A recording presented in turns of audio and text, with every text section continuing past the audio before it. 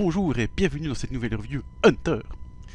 Cette semaine on commence avec Finks et Phaeton qui recherchent toujours le QG du clan EI, mais même avec le transmetteur cela semble assez compliqué, le radar indiquant des directions souvent opposées à chaque fois qu'ils se déplacent.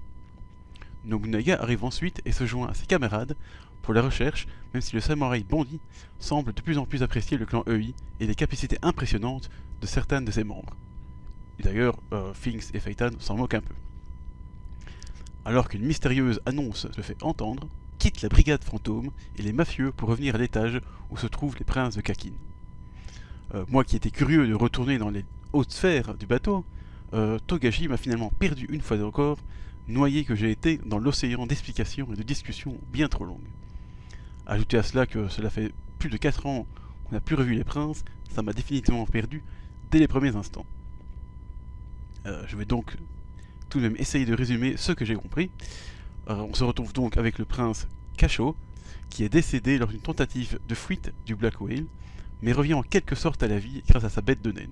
Cette mort semble traumatiser Senritsu, car c'est celle qui a permis cette fuite grâce à sa capacité de naine. Cependant, Kasho ne semble pas lui en vouloir et ne regrette donc pas cette tentative ratée. Elle insiste cependant pour qu'on cache sa sorte de résurrection aux autres, tout en cachant sa mort à sa sœur Fugetsu, dont Kasho voudrait bien qu'elle soit le nouveau roi de Kakin. Donc, pour qu'alors que Fugetsu soit le nouveau roi de Kakin, l'homme à lunettes qui est avec eux, dont je n'ai pas le nom, et malgré mes recherches, je ne l'ai pas trouvé. Donc je suis désolé, je vais l'appeler l'homme à lunettes parce que je vais pas trouver où il s'appelle, même dans le chapitre précédent. Bon, je vais pas raconter tous les chapitres parce que sinon j'en ai pour 2 heures. Donc voilà, il y a un type à côté de lui, à côté d'eux, je crois que c'est un inspecteur. Tu sais, il y a une espèce de commissariat dans le bateau, je crois que c'est un inspecteur de ce commissariat. Voilà, mais je n'ai pas son nom. Donc, l'homme à lunettes qui est avec eux déclare qu'il serait intéressant d'exploiter la capacité de naine de Senritsu pour pouvoir assassiner les autres princes et ainsi garantir à Fugetsu d'emporter la guerre de succession. Cependant, Senritsu n'est pas très ravi par ce plan, car sa capacité avait à la base pour but d'apaiser les esprits, comme il a déjà fait avec Kurapika, si je me souviens bien, pendant l'arc de York City. Cependant, l'homme à lunettes et Kasho insistent lourdement, et Senritsu finit par accepter. Kasho part alors voir sa sœur pour la mettre au courant du plan, et aussi pour s'assurer de sa coopération.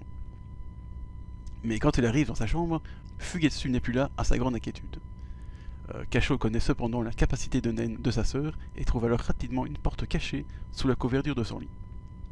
Donc rapidement après, Fugetsu réapparaît alors, se réjouissant de revoir sa sœur, mais d'aussi lui annoncer qu'elle a amélioré sa capacité de naine et n'a plus besoin de Kasho pour aller et revenir avec son pouvoir.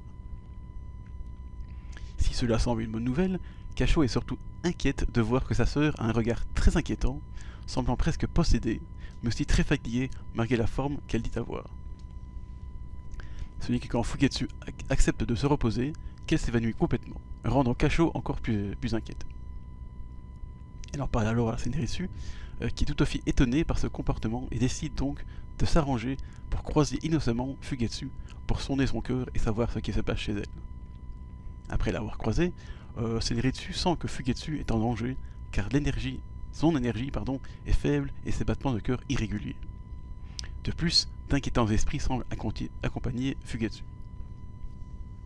Je me demande si c'est pas lié à la sorte de résurrection de Kasho qui, pour maintenir son apparence humaine, tire de l'énergie de l'aura de Fugetsu. Du coup, pour se maintenir, en fait elle fatigue sa sœur sans qu'elle le sache. Ce qui serait un peu ballot quand même, parce que Kasho fait justement tout pour protéger sa sœur. À la toute fin de chapitre, on retrouve alors Kurapika pour une seule et unique case, acceptant une alliance avec le troisième prince. J'aurais espéré un peu plus concernant Kurapika, surtout qu'on ne l'avait plus vu depuis 4 ans, et qu'en plus, on sait que le manga retourne au hiatus. Donc du coup, là, une petite déception. On a vu la preview de cette case sur le compte Twitter. J'aurais espéré qu'on voit un peu plus, mais non, on aura juste cette case de Kurapika, et on devra attendre un indéterminé pour voir la suite. Youpi. Et donc voilà, cela conclut cette review du chapitre 400, qui est peut-être celui qui m'a le moins passionné. Ça discute une fois encore un peu trop, sans faire vraiment avancer l'intrigue. Cela dit, le mystère entourant Fugetsu est lutte intéressant. Je me demande vraiment ce qu'il se passe avec elle, et plus généralement, je suis curieux de voir si le plan de Kasho et l'homme à lunettes va vraiment fonctionner. Parce que ça a l'air c'est une bonne idée, mais bon, la premier plan n'a pas vraiment bien marché. Donc qu'est-ce qui va encore se passer? Une bonne question.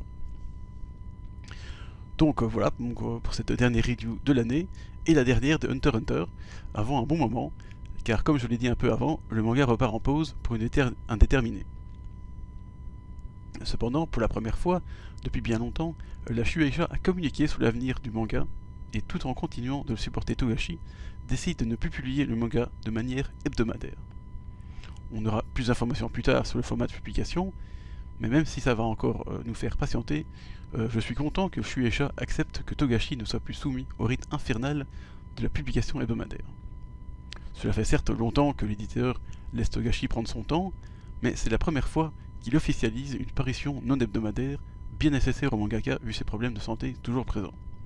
Et si honnêtement ça nous permet, encore une fois, comme je l'avais dit dans la review précédente, qu'on ait 10 chapitres par an par exemple, et d'une bonne qualité de dessin parce qu'il a pris le temps, il a pris le temps de se prendre soin de sa santé, tout ça, et ben, même si, bon, on préférait que, comme tous les autres mangaka qui a un chapitre par semaine, mais voilà, c'est pas possible. Moi je préfère avoir, comme je disais, 10 chapitres par an que, je sais pas moi, 50 chapitres, mais tous les 10 ans, quoi.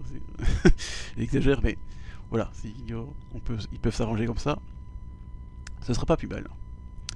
Donc voilà, c'est déjà terminé pour cette review du chapitre 400.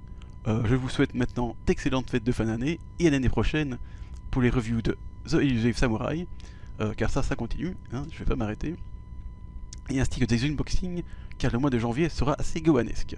A bientôt!